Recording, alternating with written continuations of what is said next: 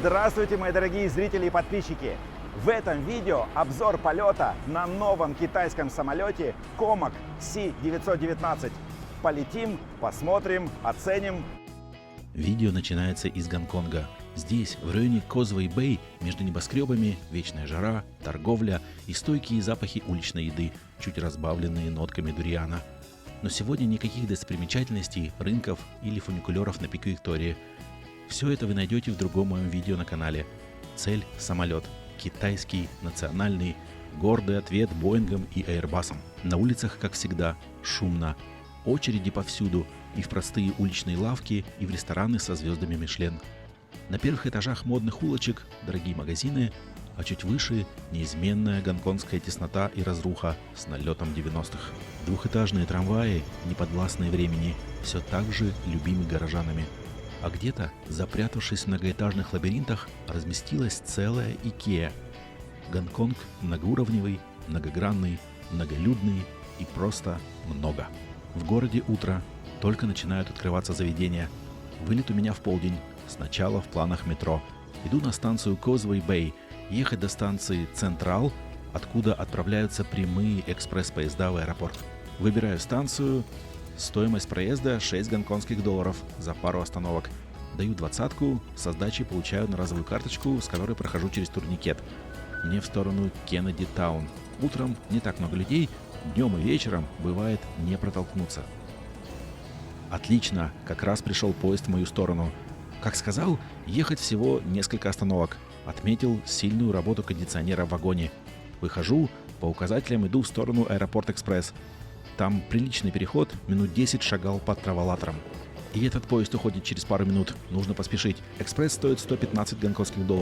Можно сэкономить, если использовать транспортную карту Octopus или покупать билет туда-обратно. У меня как раз был такой билет. Купил несколько дней назад, когда прилетел. Экспресс мчится быстро, делает всего 2 остановки до аэропорта. Отправляется днем каждые 10 минут. С утра в салоне много свободных мест. За окном типичный Гонконг. Он весь такой. Настоящая душа Азии, без глянца и прикрас. Окна этих жилых башен как крошечные телевизоры, в которых никто давно не менял канал. Через 25 минут двери открываются прямо напротив входа в аэропорт. Обладателям багажа остается только взять тележку и легко покатить ее по пандусу в зону регистрации. Но странное дело, никто не торопится. Пассажиры будто точно знают, сколько у них есть времени. Идут спокойно, каждый со своими мыслями. Кто-то улетает, кто-то только что прилетел. Мне к табло. Узнать, в какой зоне идет регистрация на рейс в Шанхай. Пространство большое и, чтобы не заблудиться, разделено на зоны.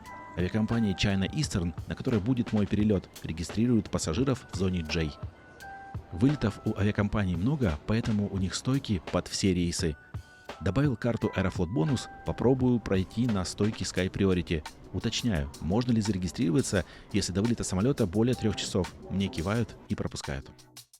С собой распечатка билета на следующий рейс другой авиакомпании из Шанхая в Москву, потому что планирую выйти переночевать. Вылет у меня через 18 часов, поэтому будет транзитная виза на 24 часа. Сейчас можно задержаться в Китае на 10 дней без визы и даже сменить провинции, только если путешествуете в или из третьей страны через Китай. Гонконг – это Китай, но в этом случае трактуется как отдельная территория. Сотрудник регистрации проверяет следующий билет, куда-то делает звонок для консультации, просит меня дать номер телефона и заполнить онлайн-карту прибытия до посадки на рейс. Отмечает, требование распространяется только на пассажиров, летящих в аэропорт Хунчао. Решил заполнить позже. Получаю посадочный, номер выхода на посадку неизвестен. Нужно следить за табло в зоне посадки. А в бизнес-зал приглашают в районе выхода номер 1. Отлично, на посадочном определился статус часто летающего пассажира в бонусе. Сейчас посмотрел на флайт-радаре, борт уже вылетел из Шанхая. Конкретно этот самолет был выпущен в ноябре 2024 года. Навьё. Это единственный на тот момент международный рейс этого типа, если считать Гонконг за границей для Китая. В терминале до контроля много мест, где можно перекусить и заполнить анкету. Заняло несколько минут. QR-код нужно сохранить до момента прохождения границы в Шанхае. В чистую зону большинство пассажиров проходит через обычное сканирование лица. Мое лицо отсканировалось, но система не пропустила и отправила к человеку. Здесь также проходят пассажиры с детьми. проверили паспорт и посадочный и пропустили на проверку безопасности. Здесь современно, как слаженный конвейер работает. Не нужно ничего доставать из сумок и разуваться, и включать компьютеры. Все сканируется и проверяется как есть. Следующий шаг – паспортный контроль. Его можно пройти как автоматически, так и через человека. Получилось, просто приложив паспорт и посмотрев в экран. За зоной границы увидел стенд с вещами, которые, как понимаю, изъяли у пассажиров. Кем же нужно быть, чтобы пытаться провести черепаху, а? Дальше начинается чистая зона терминала с выходами на посадку. В панорамном окне замечаю какую-то большую арку. Переход в другое здание. Вот бы туда попасть. Вау, какой вид! Взлетает А350, но какой-то длинноватый. Точно, это же модификация 1000 на 5 метров длиннее базовой версии и с более мощными двигателями. Самолет полетел в Лондон. Время в пути у него составит аж 13 часов и 21 минуту. На основном бульваре терминала многолюдно. Многовекторность движения напоминает обычный торговый центр. Аэропорт Гонконга на любую аудиторию. Много магазинов с тяжелым люксом соседствуют с Макдональдсом и обычным дьюти-фри. Мне ничего не нужно, иду в сторону первого выхода. Там должен быть бизнес-зал. А вот и он. Всем сразу предлагают свежую газетку. Забытое чувство в руках держать бумагу. Захожу. Сначала зона бара с несколькими столами. Дальше по коридору уже другая зона, посерьезнее. Начинается выбор закусок с салатами. Есть неплохой выбор горячего. Сейчас время завтрака. Дальше можно заказать лапшичный суп по-гонконгски с рыбными фрикадельками. А с другой стороны, шеф готовит блюдо из яиц. Заказал себе омлет совсем, кроме ветчины. Приготовили за несколько минут, получилось потрясающе вкусно. Здесь же небольшое обеденное пространство. А вот с другой стороны, большая тихая зона для ожидания с розетками в каждом кресле. Теоретически, конечно, еду можно принести и сюда. На баре, в окружении хлопьев для завтрака, вдруг встретился самовар с заварником наверху. Сотрудник спросил, хочу ли я чай с лимоном. В зале, конечно, комфортно и хорошо, но не время отдыхать, вперед смотреть на самолеты. В центральной зоне терминала, которую раньше назвал торговым центром, начался живой концерт, привлекающий внимание пассажиров. С такими историями есть опасность опоздать на рейс.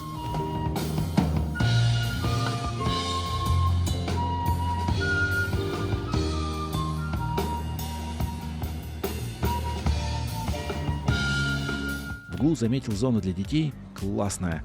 Похоже на ту, что в аэропорту Дохи. Опять вижу этот переход. Как бы в него попасть? С одной стороны открывается классный вид на необычные зеленые горы и, конечно же, жилые многоквартирные дома. Прочитал, терминал был спроектирован известным Норманом Фостером.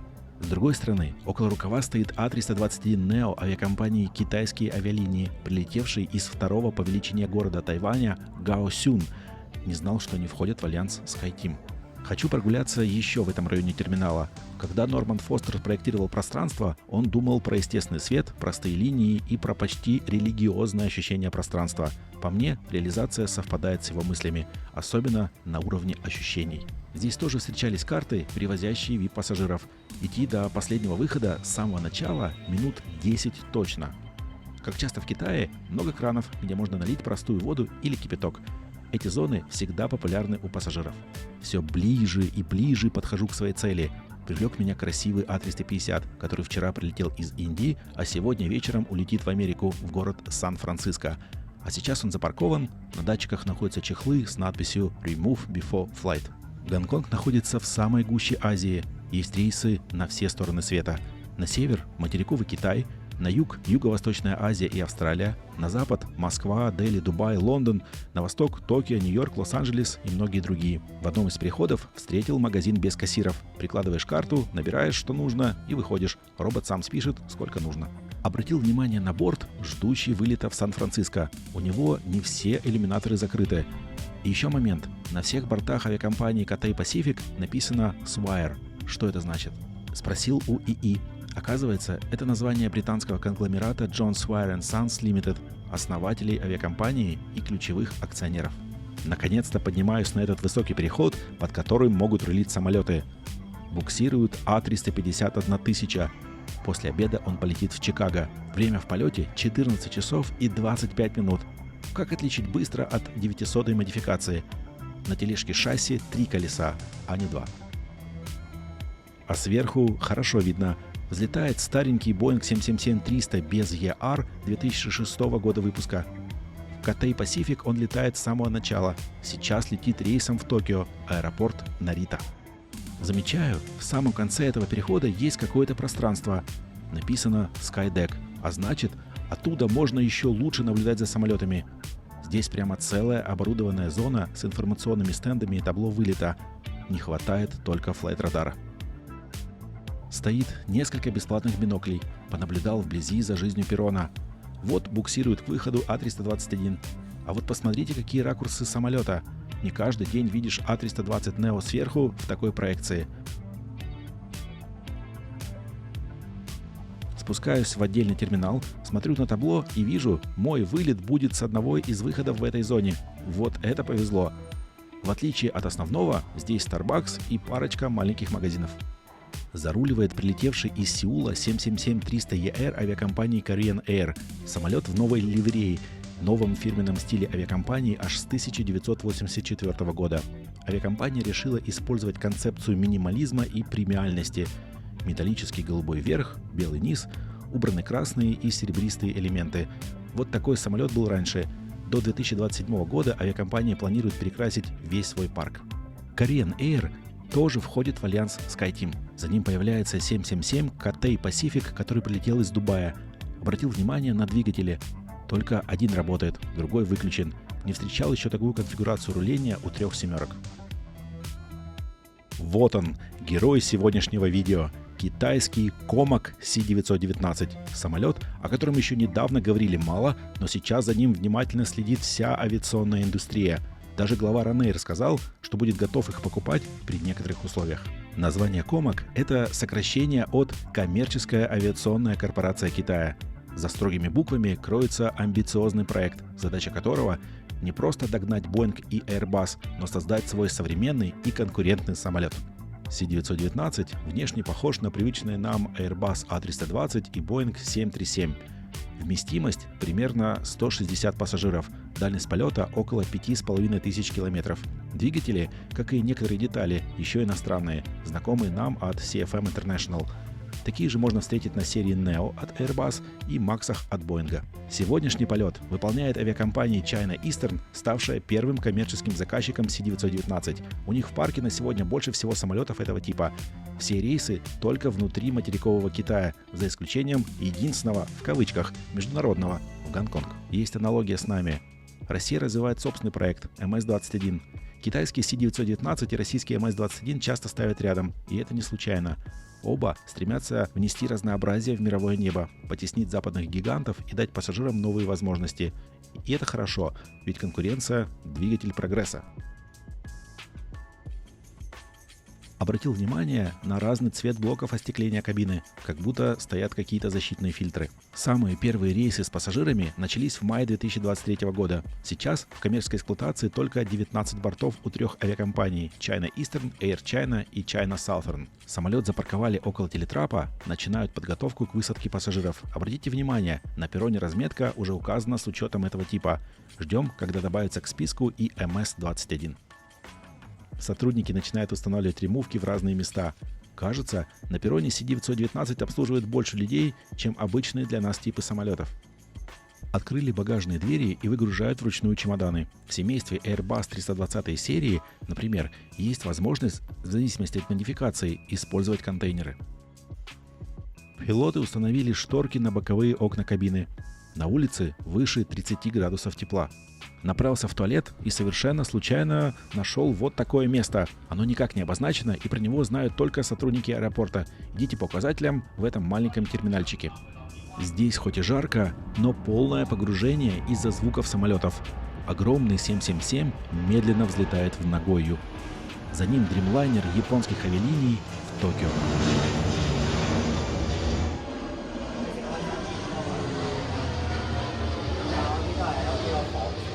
Если бы знал про этот балкон, провел бы там больше времени. Нужно возвращаться, так как скоро посадка. Обратите внимание на количество датчиков носовой части. Самолет заправляют авиатопливом не из автомобиля с цистерной, а через подземную централизированную систему. Громко объявили о начале посадки на рейс. Некоторые пассажиры активно доедали лапшу. Хорошо, не пошли с ней на борт. В очереди у всех проверили еще раз паспорта и поставили какие-то отметки в посадочном.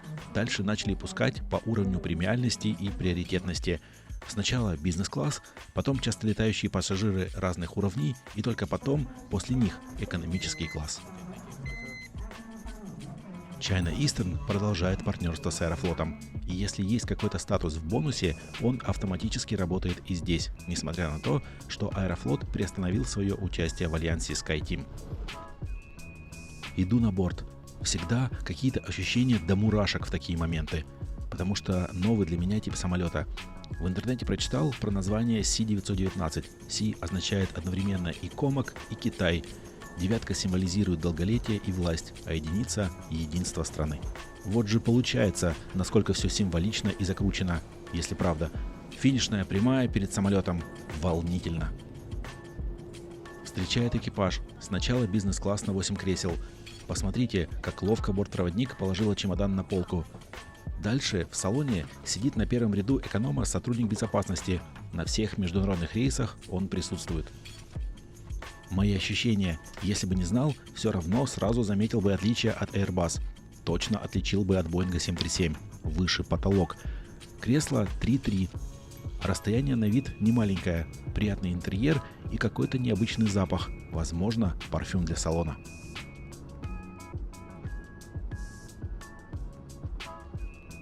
Место у меня 51L.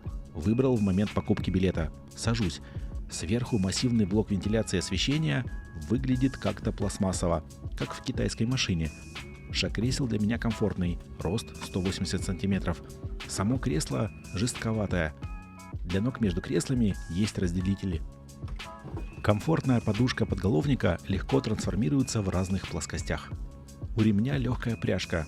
Современные технологии, наверное, и сюда добрались. В кармашке впереди большая и подробная инструкция по безопасности и лежит пакет, если вдруг станет плохо. Антимакасар специальный для этого типа. На нем написано «Самый первый Си-919 в мире». Давайте посмотрим на откидной столик. Тут он не столик, а целый хозяйственный стол. Широкий и длинный. 2 набора еды станут легко.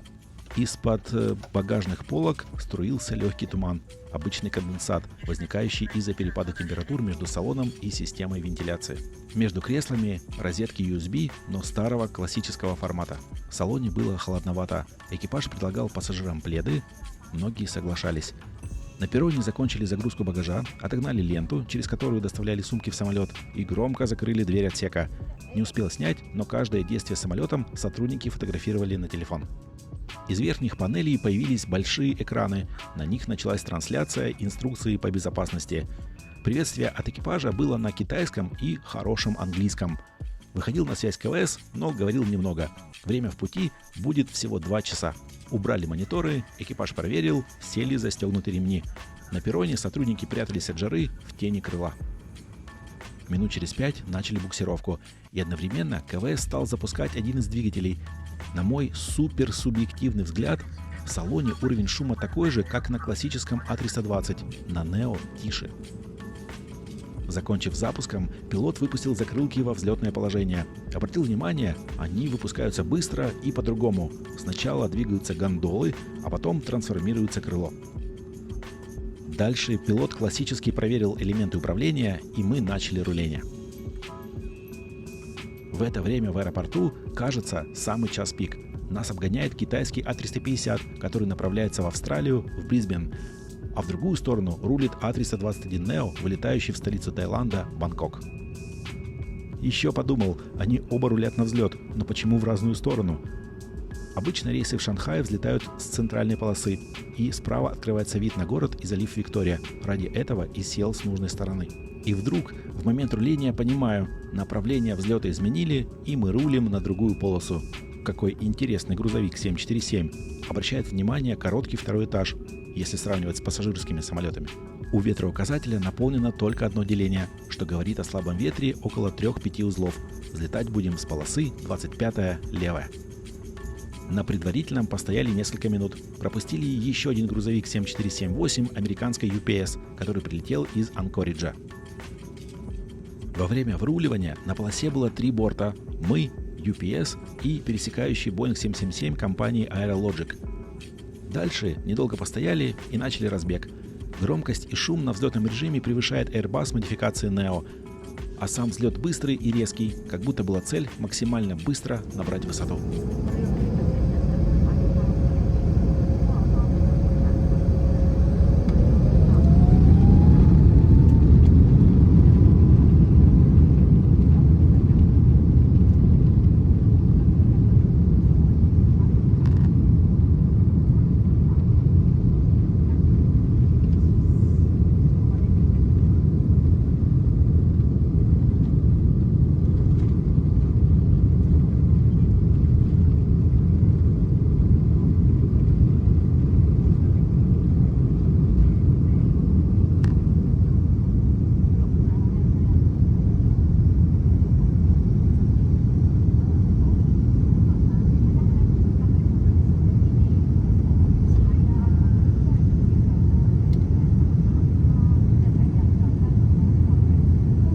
Видно две другие полосы, 7-я центральная и 7-я левая, которые чаще всего используются для посадок. В ближайшие годы с 3 полосами Гонконг сможет обслуживать до 100 взлет-посадок в час. Через минуту после взлета КВС изменил режим работы двигателей.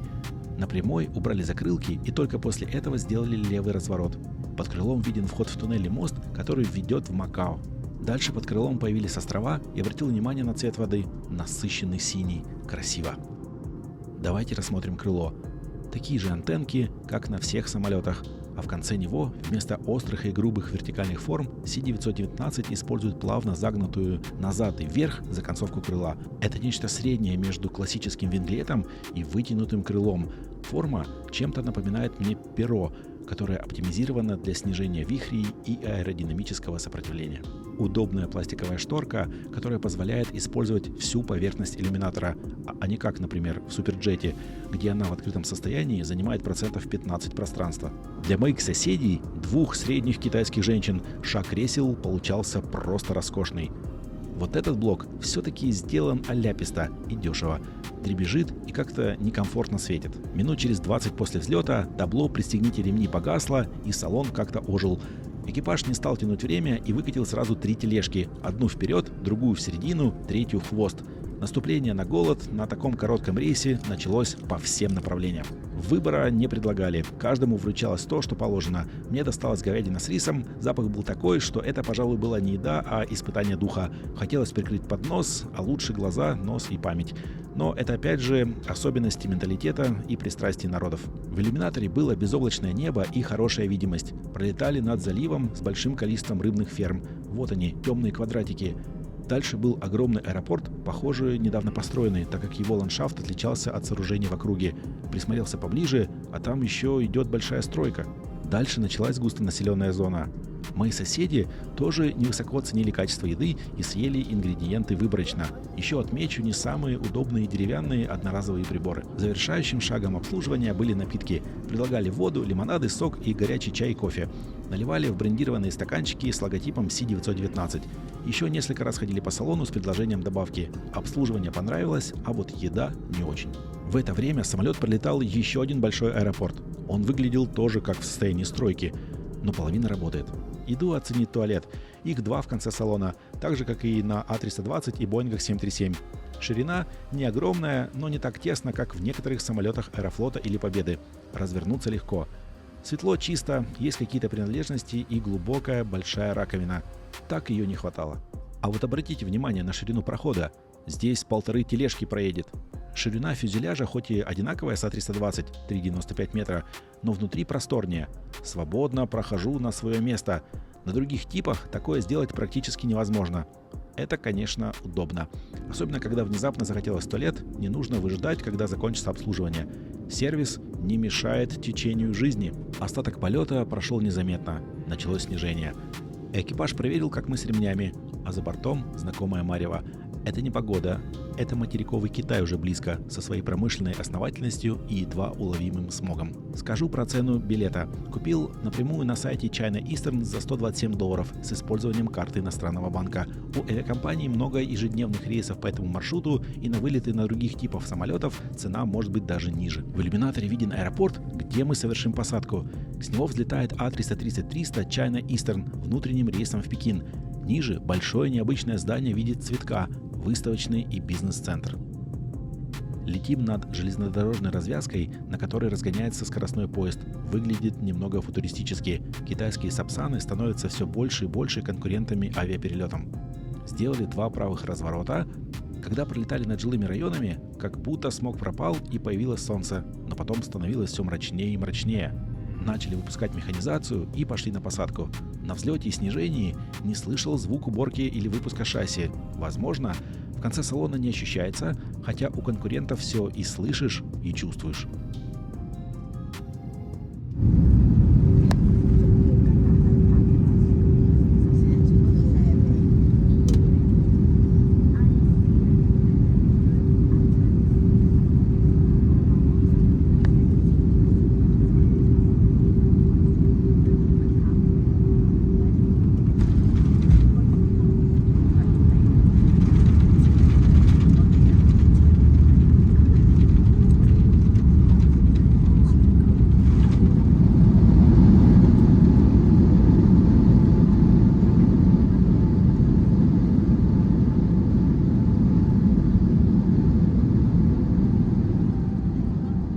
Реверс после посадки был включен как-то лениво. Самолет остановился быстро и легко. Если перед взлетом система громкой связи работала хорошо, то после посадки как будто ведро говорили. Слышно на записи.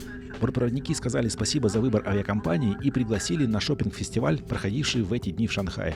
На перроне стоял корпоративный Gulfstream G550, летающий в интересах крупной китайской компании, производителя медицинского оборудования. Надеялся, нас поставят на автобусную стоянку, а паркуют около телетрапа. Рейс прибыл в терминал 1. Аэропорт выглядит не самым современным, построен аж в середине 60-х годов прошлого века, но в 2018-м провели глубокую модернизацию. На соседней стоянке начали выталкивать конкурента C-919 Boeing 737-8 MAX, который полетит в Шэньчжэнь. Кто-нибудь летал этой авиакомпанией? Как там сервис? Опять громко открылась багажная дверь. Началась высадка пассажиров. Никто не вставал и не ломился побыстрее к выходу. В основном сидели и ждали очереди своего ряда. Давайте еще раз посмотрим на просторный салон. У самолета 2 аварийных выхода в середине салона. На этих рядах шаг королевский. Не обратил внимания при посадке на багажные полки. Они не такие большие, как в Neo, но точно объемнее, чем у классических Боингов и Airbus'ов. Кресла бизнес-класса удобнее, на мой взгляд, в ширину, чем в глубину. Нужно будет как-нибудь попробовать куда-нибудь в нем полететь. Думаю, C-919 серьезный конкурент и Боингам, и Airbus'ам, и нашему будущему MS-21. На пограничном контроле попросили отсканировать код и распечатать анкету. И через пару минут пропустили с транзитной визой на 24 часа. И дальше зона выдачи багажа и выход в город. Но сейчас будет небольшое интервью. Дорогие зрители и подписчики, вы не представляете, во время полета я познакомился с авиационным фаном, который тоже любит самолеты, Луи. Он также является автором и преподавателем. Луи, Добрый день. you said that we... Луи, ты сказал, что мы после взлета видели несколько интересных мест и аэропортов, которые прилетали. Буду благодарен, если ты расскажешь про эти места и про эти аэропорты. Okay. All right. So now, Итак, мы взлетели со взлетно-посадочной полосы 25L и направились на запад. Сразу после взлета мы двигались вдоль побережья острова Ланьтау, где расположен аэропорт, и вскоре сделали левый поворот. Когда мы повернули, то увидели мост Макао, самый длинный мост в мире, а под нами в тот момент было несколько островов. Эти острова имеют огромное историческое значение. Именно здесь британцы хранили опиум, когда впервые прибыли в Китай, что в конечном итоге привело к началу опиумных войн и занятию Гонконга. После этого наш полет был очень приятным. Нам повезло с ясной погодой, и самолет буквально следовал вдоль всего побережья Китая, не удаляясь в открытое море. Так как мы сидели справа, то нам все было прекрасно видно. И когда мы долетели до провинции Фудзянь, нам очень повезло увидеть целых 3 международных аэропорта. International airports of China. The first one we saw is Первый аэропорт, который мы увидели, был аэропорт города Сямынь. В Сямыне, насколько я знаю, 2 аэропорта, и мы пролетали над более новым из них.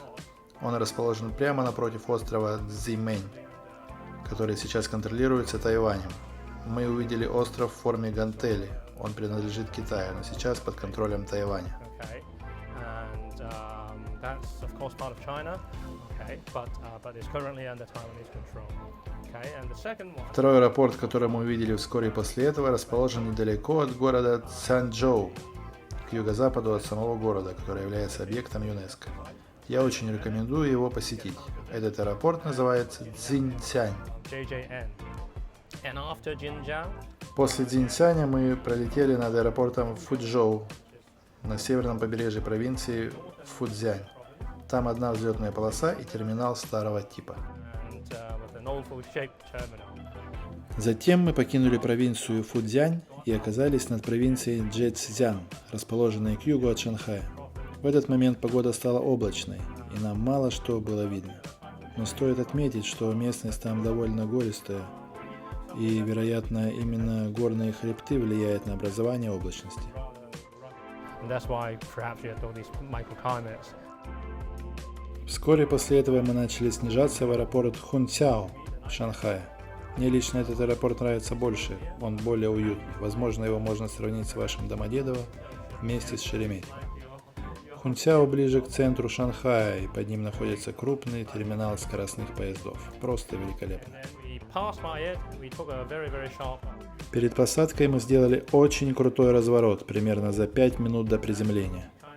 4 международных аэропорта Китая, всего за один короткий 2-часовой полет. Я заметил, мы начали выпускать закрылки во время правого разворота, и у Comac C919 они достаточно массивные и выпускаются быстрее, чем на других типах. И следующий вопрос. Что ты думаешь про самолет Comac C919? One more question Yeah, yeah. about what you think about the Comac C919. Что касается самолета Comac C919, мне очень повезло лететь на нем за последние 10 недель уже 5-й раз по маршруту Гонконг-Шанхай. Сегодняшний борт 4-й по счету. И кажется, этот борт B758T или 658T. Мы потом уточним. Дважды я летал на борту B658E, который немного новее. Всего 5 рейсов, 4 разных борта, и все они прекрасные, просторные, комфортные и стабильные. Comfortable, stable, and Да, совершенно верно. Самолет получился просторным для пассажира. Расстояние между рядами такое, что остается пространство и для тележки, и чтобы пройти пассажиру. Это большое изменение в комфорте. Можно сходить в туалет в любое время. На Боингах и Airbus'ах пространство, конечно, не позволяет такое сделать. right. Знаю, что у тебя был визит недавно на завод Комака. Точнее, выставочный центр Комака. Могу попросить рассказать для нас пару слов про самолеты и планы. Может быть, мысли? Какое будущее нас ждет? Okay, well, Then yeah. the future of the Comac. Well, I mean, I can't speak for them. В демонстрационном зале Comac представлены 3 модели. Региональный C909, среднемагистральный C919 и перспективный дальнемагистральный C929. C909 сравним с Embraer 190 или Boeing 717 с компоновкой салона 2.2 в бизнес-классе и 3.2 в экономе. Очень надежный и практичный самолет. C919 это огромный шаг вперед, его дальность порядка 4-5 тысяч миль, а C929 будет еще больше, 3 ряда кресел по схеме 3-3-3. В демонстрационном зале также представлены различные варианты интерьеров, которые могут выбрать заказчики. Интересной особенностью C909 является возможность переоборудования в воздушный госпиталь или пожарный самолет. Для разработки госпиталя Comac сотрудничает с шанхайской больницей Жуйцзинь, одной из лучших в Шанхае. Спасибо большое. Один из популярных вопросов у моих зрителей в комментариях Какой твой любимый самолет? Из любимых самолетов, хоть это не самый экологичный выбор, я бы назвал Аэробус А340-600. Люфтганса до сих пор выполняет на нем рейсы из Мюнхена в Гонконг. И я знаю, что еще иранские авиакомпании все еще используют этот тип самолета. Окей. Thank you very much, Louis. Спасибо большое. Продолжаем Пожалуйста. мое путешествие. Пожалуйста. Терминал аэропорта выглядел не самым живым. Рейсов на сегодня было немного. В Китае уже перед входом в здание нужно проходить контроль, в отличие от Гонконга. На улице было тепло и пустынно. Возможно, большинство рейсов вылетает из терминала 2. Мне нужно в сторону центра. Луи подсказал самый быстрый способ, кроме такси – пройти по переходу в сторону метро и доехать за полчаса до нужной точки. Так и сделаю. Нахожу вход, спускаюсь. У билетного автомата сначала переключаюсь на английский, выбираю станцию Century Park на линии 2, плачу 5 юаней наличными, получаю одноразовую карточку, вхожу на станцию метро. Сажусь на поезд. Через несколько станций делаю пересадку на линию 2. Технически она может довести напрямую из одного аэропорта в другой, и где-то через 30 минут выхожу на станции Century Park. Шанхай – один из моих любимых городов мира. Не знаю почему, но он мне напоминает города России, если не учитывать район небоскребов. Около станции, как всегда, куча велосипедов, ни пройти, ни проехать. Отель находится в 2 шагах от выхода из метро, напротив большого парка Тысячелетия. За одну ночь заплатил 5090 рублей с учетом завтрака. Купил через Trip.com. На ресепшене зарегистрировали за пару минут. При покупке выбрал самый базовый номер с видом на город и одной кроватью. Посмотрим, как это будет выглядеть в реальности. Ну, неплохо. Могло быть, конечно, и хуже. Да и номер угловой. Окна на 2 стороны получается. Еще и балкон есть. С него открывается вид на парк и небоскребы финансового района. Смог рассеялся. Все как на ладони. Вечером погулял по району в поисках еды и уже без сил отправился в отель спать. Ночная панорама из номера была не хуже дневной. В полночь практически вся красивая подсветка выключается. Встал в 6 утра и пошел в парк напротив. Утренний Шанхай будто совсем другой город.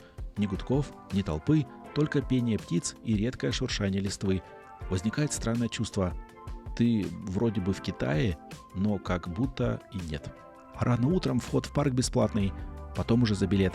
Так что для тех, кто бегает, растягивается или просто думает о своем, лучшее время. Здесь легко забыть, где ты находишься, и просто идти. А если свернуть с главной дороги, обязательно встретите людей, будто сошедших с гравюр времен династии Мин. Они неспешно двигаются, то ли выполняя упражнения, то ли практикуя боевое искусство. Это утренний китайский ритуал, смесь дыхания, покоя и вековых привычек. Главное не мешать, просто пройти мимо с уважением и почтением. Ближе к 7 появилось много бегунов и тех, кто увлекается велоспортом. Перед выездом в аэропорт зашел на завтрак в отель, в основном выбор для европейцев. Взял рис, лапшу, овощи и маленькую местную паштелину с чаем. Но больше не хватило. Впереди долгий перелет в Москву. До станции Маглева решил одну остановку пройти пешком. На многих пространствах проводилась коллективная зарядка. Мне нравится такая традиция. А вот в этом районе проблема с электровелосипедами есть. Если в Москве возмущаешься скоростью передвижения, то в Шанхае количество припаркованных и валяющихся великов. Некоторые лежат уже даже вот так. Зашел на станцию Маглева. Про него рассказывал в своем другом видео про Японию. Сегодня в нем было гораздо больше пассажиров, наверное, половина салона. Он со скоростью 300 км в час за 9 минут доставил в аэропорт Шанхая Пудун, откуда будет мой вылет в Москву. Но это часть другого видео, которое, возможно, выйдет когда-нибудь потом. Спасибо большое за просмотр. Надеюсь, вам понравился Си-919 так же, как и мне. Ждем полеты на МС-21 для сравнения и уверен, он должен быть еще лучше.